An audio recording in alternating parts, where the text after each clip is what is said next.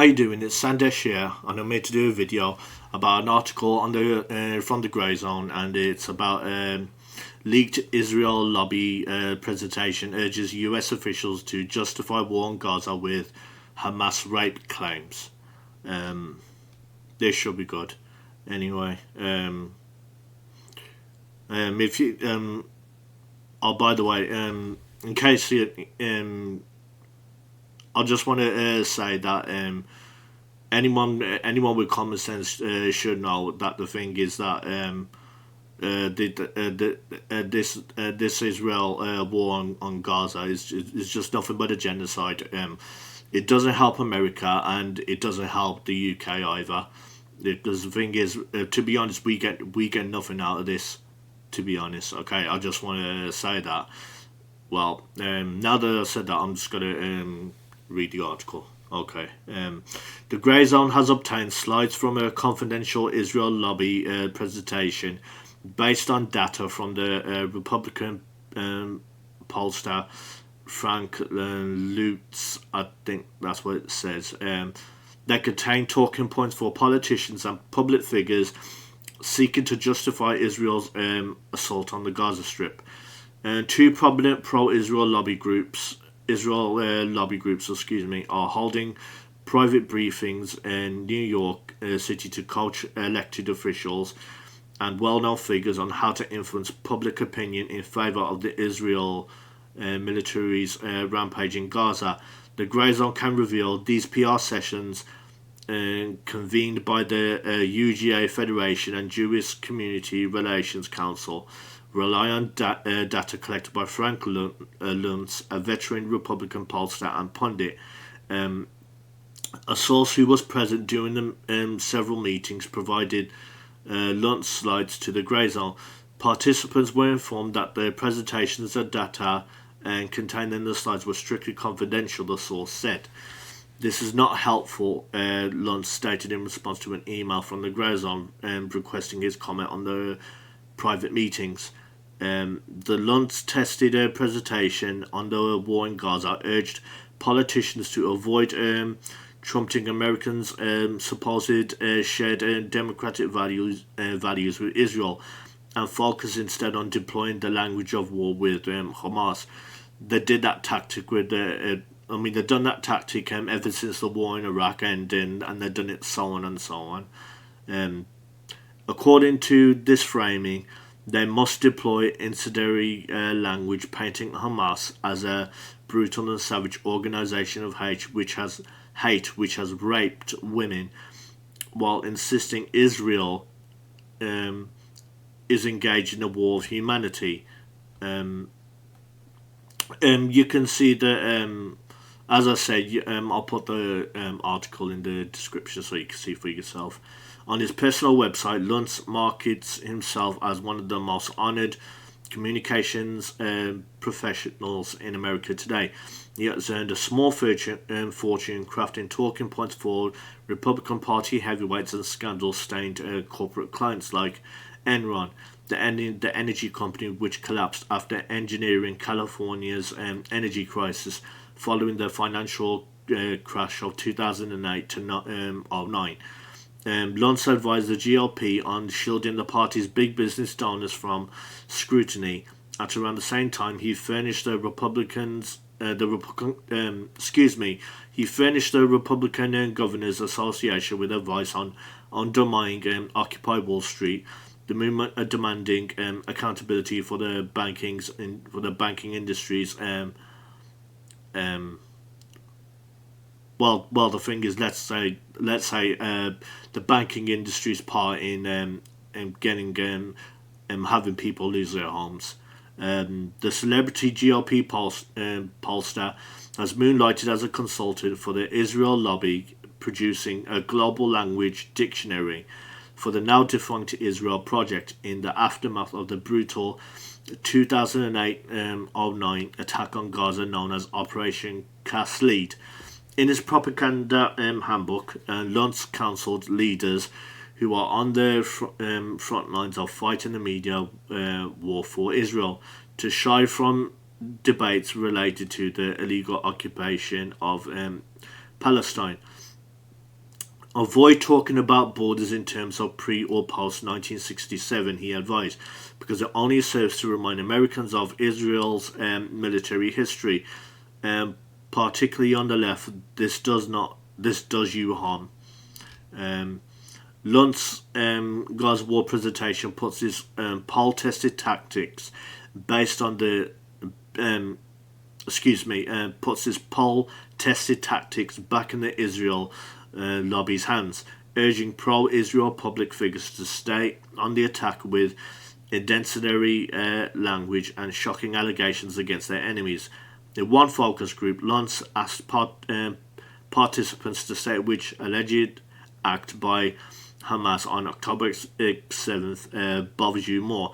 After being presented with a laundry list of alleged atrocities, a majority declared that they were most upset by the claim that Hamas raped civilians, 90% more than those who expressed outrage that Hamas supposedly exterminated civilians. Data like this apparently influenced the Israel government to launch an obsessive but still unsuccessful campaign to prove that Hamas carried out sexual assault on a systematic basis on October 7th, initiated at Israel's United Nations mission in December 2023, with speeches by non-liberal tech oligarch Sheryl Sandberg and former U.S. Secretary of State Hillary Clinton. No surprise that she was there. A recipient of hundreds of thousands of dollars in donations and speaking fees from Israel lobby organizations. Tel Aviv's propaganda blitz has yet to produce a single self-identified victim of sexual assault by Hamas. A March 5th report by UN Special Representation on Sexual Violence, Pramila Patten, I think that's what it says, did not contain one direct testimony of sexual assault on October 7th. What's more, Patten's team said they found no digital evidence specifically depicting acts of sexual violence. To further the demonization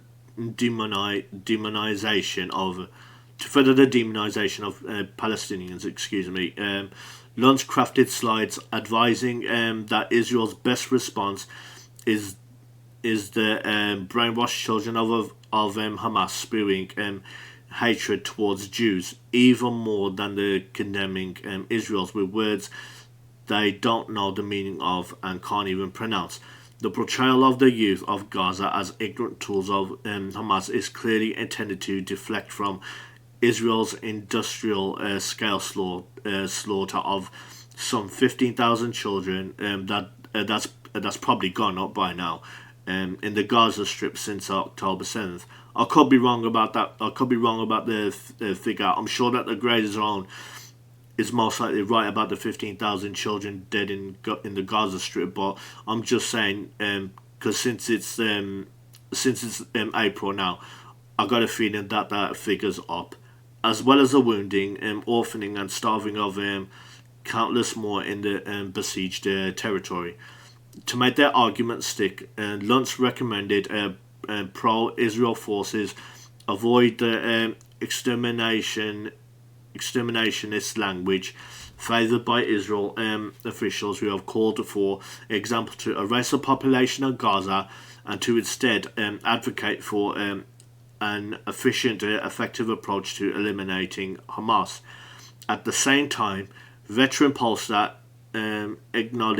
acknowledges that Republican voters prefer phrases which imply maximum violence like eradicate and obliterate, while satanized terms like neutralize appeal more to Democrats. Republican presidential candidate Nikki Haley and Donald Trump have showcased similar focus group rhetoric with their calls to finish them and finish the problem in Gaza.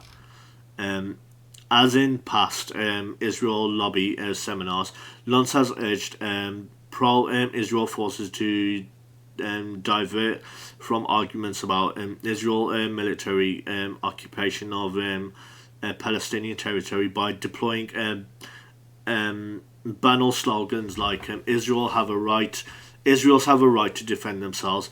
This is about Israel's, a Lunst crafted slide declares, not about territory.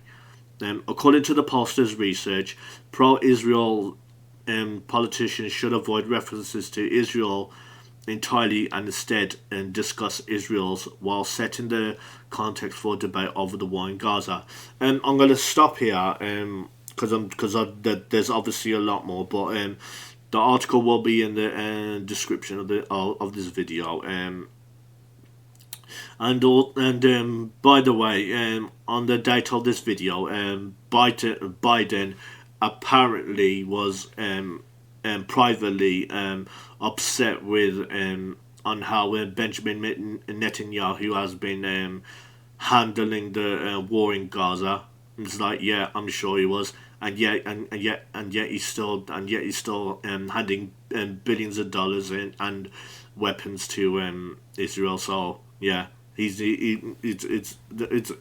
all going according to plan, as far as Israel goes. I mean, Biden's not gonna have the stones to like stand up to them, because if he did, he would have done it before.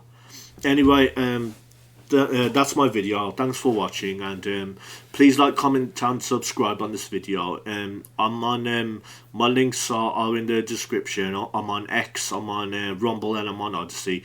Please like, comment and subscribe on Rumble and Odyssey, since I'm on those, and I upload my videos on those two platforms as well. And please follow me on X as well. And yeah, and thanks for watching, and I'll see you soon.